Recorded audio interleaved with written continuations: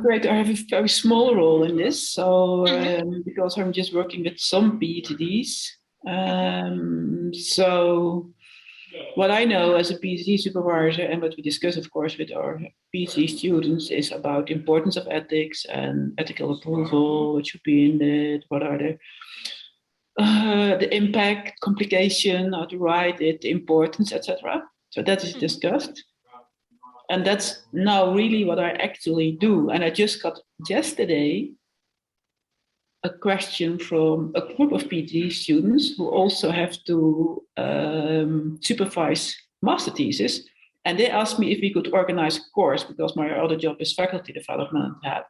And they wonder if we shouldn't make a quick course on how to guide master students, also these kind of things in the whole process of doing research. And of course, then also ethical issues are also part of this.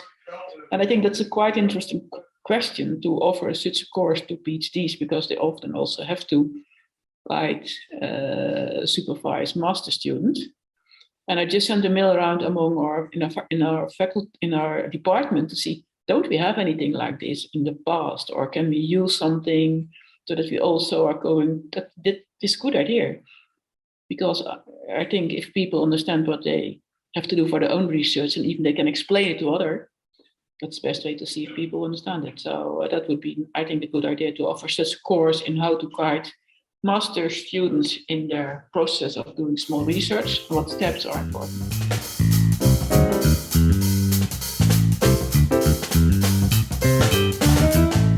Well, the PhD ethical advisor, I think I haven't had only one or two discussions where people had some problems with supervisors, and that's more on the process. And I think the ethical committee is really on the content, isn't it, of the research, I would say.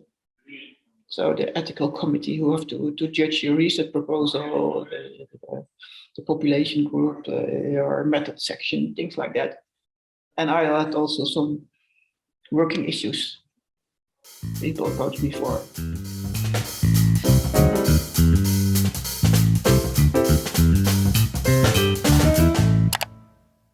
For example, a professor who's doing kind of research and has an idea about how you should do research, what kind of data should be collected. And then as a PhD, you think, oh, but I thought we want to go in a different direction, for example, with your forward publication. And that one is really pushing you in the direction he wants you to go. So the freedom of choice, the freedom of following your own red line of your research. And in this case, in this situation, there were 3 supervisors, and there was a kind of, not fight, debate among the supervisors about which direction. And then it's a little bit for the PhD who is depending, of course, on the first promoter. Mm-hmm. Should I go in the other direction or should I follow my first promoter? So that's the kind of, the situation was difficult for this PhD student. Yeah, so it's pleasing or fighting, also, if I just put it a little bit extreme. Well, that's always the case, right?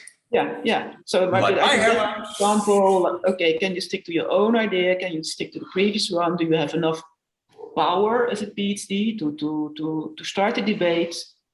And of course, officially there is no power, but there is. And that can sometimes be, I mean, it's not often that, as I said, I mean, I think we have many PhDs and there's only 1 or 2 times, but that was a little bit the problem.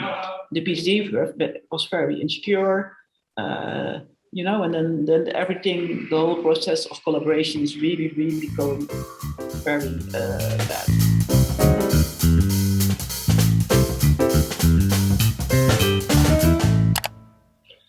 Oh, well, I can only discuss my role, which I know best than the other, is not really clear to me. And I think my role is just that I'm a kind of contact person to discuss all kinds of problems PhD are facing, which are related to the process of doing research. And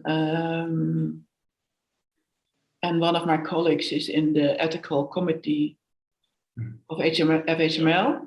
Yeah. And any questions related to that part to research, I'll always send them. If they said I'm not the person, you should go to Karin. Yeah. So that's the best person to do. And I think I'm the one. Well, people said, well, I have a problem with my supervisor or whatever, methodology or workflow, whatever. Those kind of.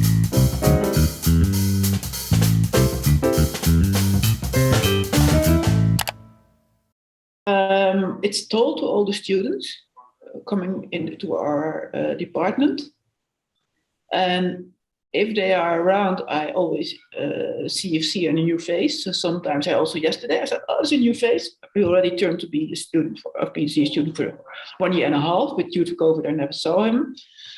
So, and it's also discussed in the PhD. They have all kinds of groups, so they know that I'm the contact person. So it is officially also mentioned somewhere, but I think the how do you call it? If people tell it to each other, okay, you can go there, or she's a nice person, whatever. I think that's most important than there is just an email address. So, and I'm only for our department, so that's also, it's not for the whole package now.